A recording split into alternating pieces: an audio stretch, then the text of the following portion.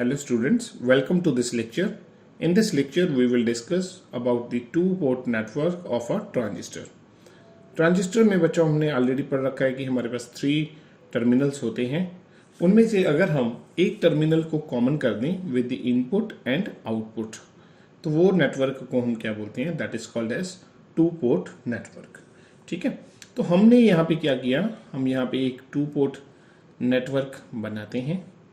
Suppose this is the input current I1 and we have the V1 is the input voltage. This terminal is common between input and output, and this is our third terminal which is called as the output terminal.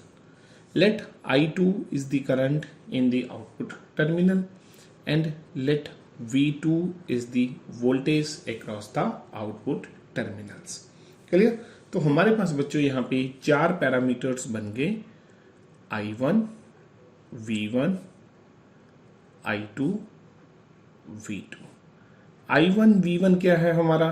These are the input current and input voltage. I2, V2 बच्चों हमारा क्या है? Output current and output voltage. अगर हम देखें इन 4 parameters में से जब हम कैलकुलेशंस करते हैं तो हमारे पास 2 पैरामीटर इंडिपेंडेंट होते हैं और 2 पैरामीटर हमारे पास डिपेंडेंट होते हैं। हमारे पास 2 तरह के पैरामीटर्स हैं, independent parameters, independent variables, and दूसरा बच्चों हमारे पास है डिपेंडेंट वेरिएबल्स। ठीक है, सो डिपेंडेंट वेरिएबल्स और इंडिपेंडेंट वेरिएबल्स कौन कौन से हैं? इंडिपेंडेंट वेरिएबल्स हैं हमारे पास input current I1 and output voltage V2, और जो बाकी 2 पैरामीटर बच गए वो होंगे हमारे डिपेंडेंट वेरिएबल्स। वो कौन से होंगे? Output current and input voltage. मतलब out of 4 parameters I1, V1, I2, V2, 2 parameters are independent, that are input current and output voltage, और जो हमारे पास डिपेंडेंट वेरिएबल्स हैं वो क्या हैं? Output current I2 and input voltage V1। तो हमारे पास बच्चों क्या होगा? Dependent variables are the functions of independent variables. तो इसका मतलब क्या हुआ? V1 is a function, suppose the function is F1, किसका होगा function? I1 and V2। Clear? And दूसरा हमारे पास क्या है? I2 is again some another function, let it is F2, किसका फंक्शन होगा? I1 comma V2। मतलब V1 और I2 are the functions of I1 and V2। Clear? So now we will differentiate these 2 variables. Now differentiate using the condition of total derivative. Condition of total derivative. So what we have dV1 which is equal to curly V1 by curly I1 into dI1 plus curly V1 by curly V2 into d of V2। ये हमारी बच्चों first equation बन गई। And second equation हमारी क्या बनेगी? d of I2 which is equal to curly I2 by curly I1 into dI1 plus curly I2 by curly V2 into d of V2। तो ये हमारी क्या है? 2 नंबर इक्वेशन है। अगर बच्चों यहाँ पे हम स्मॉल सिग्नल की बात करें, फॉर स्मॉल इनपुट सिग्नल्स, तो हम क्या करेंगे? ये जो हमारे पास dI1 है, dV2 है, इनको हम स्मॉल सिग्नल्स से रिप्रेजेंट करेंगे। तो हमारे पास ये इक्वेशंस क्या बन जाएंगी, हम नेक्स्ट स्लाइड में देखते हैं। तो हमारे पास इक्वेशंस बनेंगी V1 which is equal to, हमारे पास क्या है बच्चों, करली V1 बाई करली I1, करली V1 by curly I1 into I1 plus करली V1 बाई करली V2 इंटू V2। ये हमारी इक्वेशन नंबर 1 है। और दूसरी बच्चों हमारे पास जो इक्वेशन बनेगी that is what, that is I2 which is equal to curly I2 by curly I1 into I1 plus करली I2 बाई करली V2 into V2। So this is equation number 2। तो अगर हम देखें जो हमारे पास ये 4 डिफरेंशिएशन हमें दिख रहे हैं, let this is 1, this is 2, this is 3 and this is 4। तो अगर हम इन चारों जो हमारे पास पैरामीटर्स दिख रहे हैं इनको हम अलग से एक नाम दे दें, तो हम डिफाइन करते हैं H11 which is equal to करली V1 बाई करली I1, ठीक है। उसके बाद H12 विच इज करली V1 बाई करली V2, ठीक है। Similarly we have H21 which is equal to curly I2 by curly I1 and fourth one is H22 which is equal to curly I2 by करली V2, ठीक है। और अगर हम बच्चों देखें यहाँ पे करली V1 by curly I1, small change in input voltage to the small change in input current. तो इसके बच्चों अगर हम डायमेंशंस चेक करें वोल्टेज बाई करंट, तो इसके डायमेंशंस होंगे इम्पीडेंस वाले। और वोल्टेज भी कौन सी है, इनपुट वोल्टेज है। करंट भी कौन सा है, इनपुट करंट है। तो इसका नाम हम क्या बोलते हैं, that is called as the input impedance, that is called as the input impedance. और H12 अगर हम देखें, हमने एक चीज पढ़ी है बच्चों, वोल्टेज गेन, वो क्या होती है, आउटपुट वोल्टेज बटा इनपुट वोल्टेज। बट यहाँ पे क्या है, input voltage divide by output voltage. तो इसका हम नाम देंगे that is called as the reverse voltage gain, it is called as reverse voltage gain. और थर्ड वाला बच्चों देखो क्या है, this is I2 by I1, final current by input current, मतलब आउटपुट करंट बटा इनपुट करंट। तो ये बच्चों हमारे पास क्या है, this is called as the forward current gain, this is what, this is the forward current gain. और लास्ट वाला देखो बच्चों, लास्ट वाला इज करली I2 बाई करली V2, output current by output voltage. Voltage by current क्या होता है बच्चों, रेजिस्टेंस। और यहाँ पे क्या है, current by voltage, that will be the opposite of resistance, and that is called as the output admittance, that is called as the output admittance, so which has the dimensions of 1 by resistance, clear।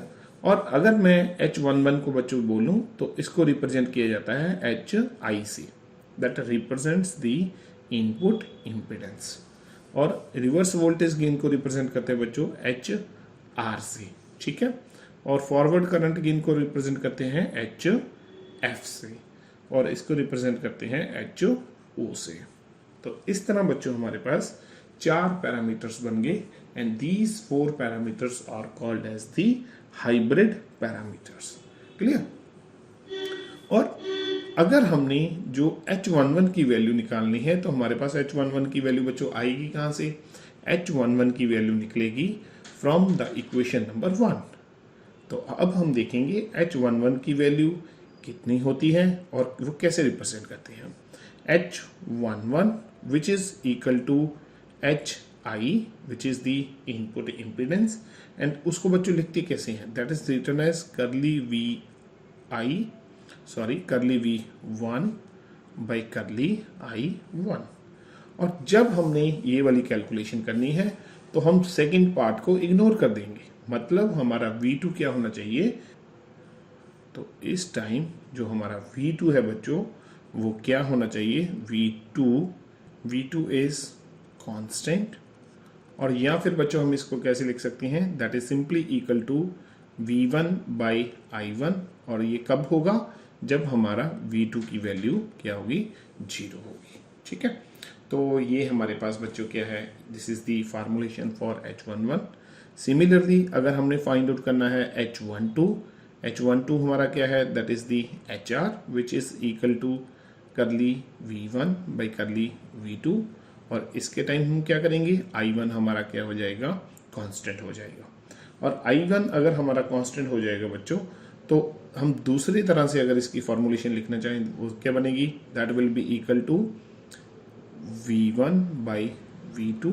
कब, जब हमारी I1 की value 0 हो जाएगी। ये हमने कहाँ से लिख दिया, फ्रॉम इक्वेशन नंबर 1। सिमिलरली हम लिखेंगे for H21 which is equal to HF which is equal to curly I2 by curly I1।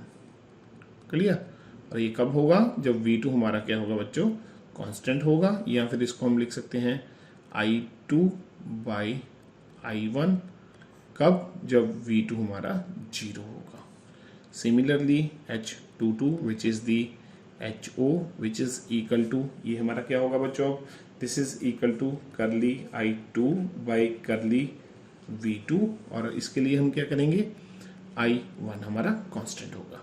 और या फिर इसको कैसे लिखेंगे, that is equal to I2 divided by V2। कब, जब हमारा I1 क्या होगा, 0 होगा। ठीक है, तो इस तरह से बच्चों हमारे पास ये 4 पैरामीटर्स हैं जिसको हमने याद रखना है। These are very very important. तो इसके बाद हम देखेंगे हमारे पास ये 4 पैरामीटर्स को हम for the different type of common ammeter, common base and common collector circuits के लिए इसको हम कैसे लिखते हैं। ठीक है, जो कॉन्फ़िगरेशन बच्चों हम ले रहे हैं, चाहे हम कॉमन एमीटर, चाहे बेस और चाहे कॉमन कलेक्टर ले रहे हैं, तो वो वाला सबस्क्रिप्ट हम साथ में लगा देंगे। जैसे फॉर कॉमन एमीटर सर्किट जो हमारा वेरिएबल्स हैं वो क्या बन जाएगा, H11 बन जाएगा बच्चों हमारा HIE।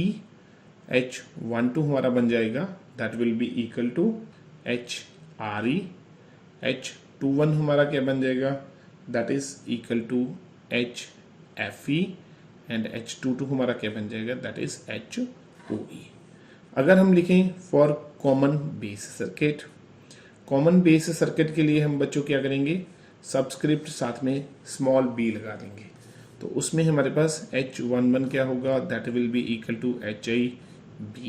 H12 क्या होगा, दैट इज HRB। H21 क्या होगा, HFB। एंड H22 क्या होगा, HOB। सभी के साथ में हमने सबस्क्रिप्ट लगा दिया, that is B। Similarly for the last one, for the common collector circuit, इसमें हम क्या करेंगे, सभी के साथ C लगा देंगे। So H11, H12, H21, H22 that is equal to, तो इसमें हमारे पास क्या आएगा, HIC, HRC, HFC and this is HOC। तो इस तरह से बच्चों हमारे पास ये तीनों सर्किट्स के लिए हमने H पैरामीटर्स की वैल्यू लिख दी। और अब हम सीखेंगे how to draw the circuits equivalent to the equations for the common emitter circuit। ठीक है, तो अब मैं ड्रॉ करूंगा equivalent circuits for common emitter configuration। अगर हम बच्चों बात करें for the common emitter configuration, तो हमारे पास जो इक्वेशन है, हमने ये जो इक्वेशन लिखी थी मैं आपको फिर से दिखा देता हूँ। This is equation number 1 and equation number 2। मैं इसको फिर से दोबारा लिखूंगा उधर ले जाके। तो इक्वेशन नंबर जो 1 है वो हमारी क्या बन जाएगी, that is V1 which is equal to H11 into I1 plus H12 into V2, और हमारा दूसरा करंट क्या है I2 which is equal to H21 into I1 plus H22 into V2। अगर बच्चों हम बात करें for the common emitter configuration, common emitter configuration suppose मैं यहाँ पे ड्रॉ कर लेता हूँ, किसी भी एक ट्रांजिस्टर के लिए कर लीजिए, चाहे पीएनपी के लिए चाहे एनपीएन के लिए। अगर मैं ये वाला सर्किट ड्रॉ करूँ फॉर दी पीएनपी, ये मेरा क्या होगा, इनपुट करंट होगा, इनपुट करंट होगा IB, मतलब I1 बन गया हमारा IB, आउटपुट करंट होगा IC। ठीक है, मतलब for common ammeter circuit I1 current क्या है हमारा, दैट इज IB, और जो हमारा आउटपुट करंट है I2, that is what, IC। And this voltage is what, this voltage is called as the VBE, which is called as the base emitter voltage, and this voltage is called as the VCE। तो इसका मतलब जो हमारी V input है, V1 है, वो क्या बन गई, दैट इज VBE, और जो हमारी V2 आउटपुट वोल्टेज वो क्या बन गई, दैट इज VCE। तो हमारी ये जो इक्वेशन हमने ऑलरेडी लिखी है V1 नंबर एंड 2 नंबर, तो ये क्या बन जाएंगी, मैं सभी जगह पे ये वाली वैल्यूज रख दूंगा। जैसे मैं फर्स्ट इक्वेशन लिखता हूँ बच्चों, यहाँ से V1 की जगह मैं क्या लिखूंगा, VBE which is equal to H11। अभी मैंने बताया H11 क्या है in case of common emitter, that is HIE, तो यहाँ पे आएगा HIE इंटू I1 क्या है हमारा IB प्लस H12 बच्चों हमारा क्या है, दैट इज HRE, तो इसको लिखेंगे HRE इंटू V2 हमारा क्या है VCE। तो ये मेरी इक्वेशन नंबर 3 बन गई। कहाँ से बनी, फ्रॉम द इक्वेशन नंबर 1। अब मैं 2 नंबर इक्वेशन से मॉडिफाई करके एक इक्वेशन फिर से लिखूंगा, that will be my equation number 4।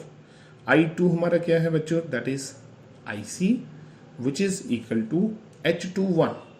अब H21 हमारा क्या है बच्चों, HFE, that is HFE into I1 क्या है IB plus H22, that is HOE into VCE। तो ये मेरी बन गई 4 नंबर इक्वेशन। तो इसका मतलब ये हुआ, जो मैंने इक्वेशंस लिखी हैं, अब जो मेरी 1 नंबर और 2 नंबर इक्वेशंस है, these are the standard equations, इसको हम किसी के भी लिए लिख सकते हैं। बट जो मैंने 3 नंबर एंड 4 नंबर इक्वेशंस लिखी हैं बच्चों, ये किसके लिए लिखी है मैंने, these are for the common emitter configuration. अब कॉमन एमीटर कॉन्फ़िगरेशन की जो मेरी equation number 3 and equation number 4 है, उसके कोरस्पॉन्डिंग मैं सर्किट बनाऊंगा, जिसको हम बोलते हैं बच्चों, these are called as the hybrid circuit, hybrid equivalent circuits. ये मेरी जो 3 नंबर इक्वेशन है, इसके कोरस्पॉन्डिंग भी एक सर्किट बनाऊंगा, और ये 4 नंबर है, इसके लिए भी एक सर्किट बनाऊंगा। ठीक है, तो अब देखते हैं कैसे सर्किट बनाते हैं। अब मैं यहाँ पे पहले 3 नंबर के लिए बनाता हूँ। 3 नंबर बच्चों मेरी सर्किट की जो इक्वेशन है, this represents VBE which is equal to HIE IB plus HRE VCE। मतलब 3 नंबर इक्वेशन में हमने वोल्टेज की डिस्ट्रीब्यूशन बताई है। वोल्टेज VBE 2 कंपोनेंट्स में ब्रेक होगी, this one and this one, और मुझे पता है बच्चों वोल्टेज जो है वो सीरीज में ब्रेक होती है, सीरीज में डिस्ट्रीब्यूट होती है। तो अगर मैं यहाँ पे 2 लेवल्स बना दूं और इन दोनों लेवल्स के बीच का जो पोटेंशियल डिफरेंस है उसको मैं ले लूँ VBE, तो इसका मतलब ये मेरी जो left hand side VBE value है, ये 2 पार्ट्स में डिस्ट्रीब्यूट होगी।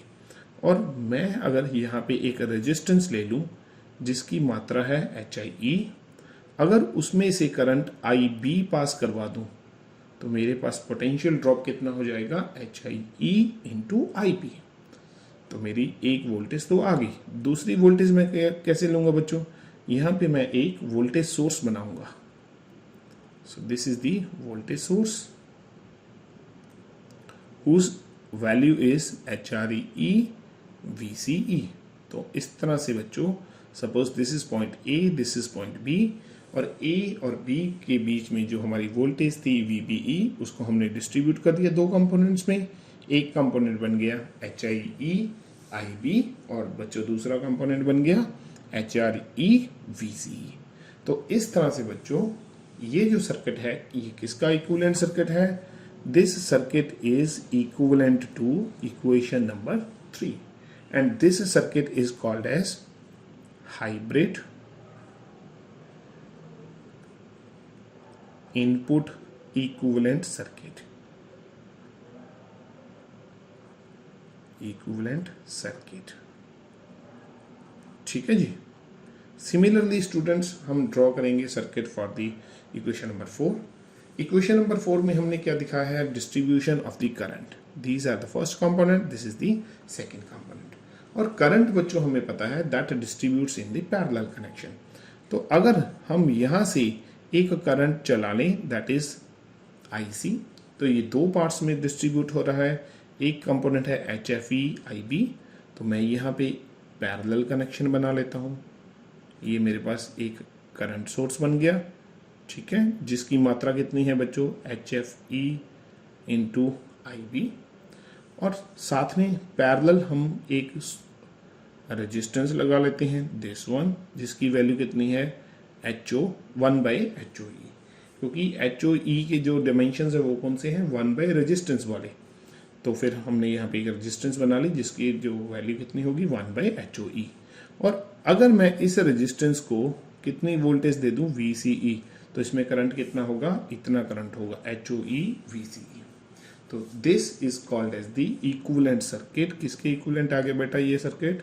Equivalent circuit to equation number 4। तो this is called as the hybrid output equivalent circuit, ठीक है। और हमने ये जो 3 नंबर एंड 4 नंबर इक्वेशंस बनाई थी, ये किसकी इक्वेशंस बनाई थी? जो मैंने ऊपर कॉन्फ़िगरेशन दी है, डायग्राम दी है, उसकी जो मैंने ये 2 इक्वेशंस लिखी थी। और 3 नंबर एंड 4 नंबर के इक्विवेलेंट मैंने अलग अलग से सर्किट बना दिए। अब मैं नेक्स्ट स्लाइड में इन दोनों सर्किट्स को कंबाइन करूंगा, ठीक है। तो मैं एक बार फिर से बच्चों आपको थोड़ा सा कॉमन एमिटर ट्रांजिस्टर की कॉन्फ़िगरेशन बता देता हूँ using PNP transistor like this. This emitter is common to base as well as collector. So this current is IC, this current is IB, this voltage is VBE, this is VCE। तो इसके corresponding जो बच्चों हमने equations लिखी थी वो हमने equations क्या लिखी थी? VBE which is equal to HIE IB plus HRE into VCE, ठीक है। और दूसरी इक्वेशन बच्चों मेरी क्या है? That is called as the IC which is equal to HFE into IB plus HOE into VCE, ठीक है। और इन दोनों के जो मैंने सर्किट्स हैं बच्चों ऑलरेडी आपको बना के दिखा दिए।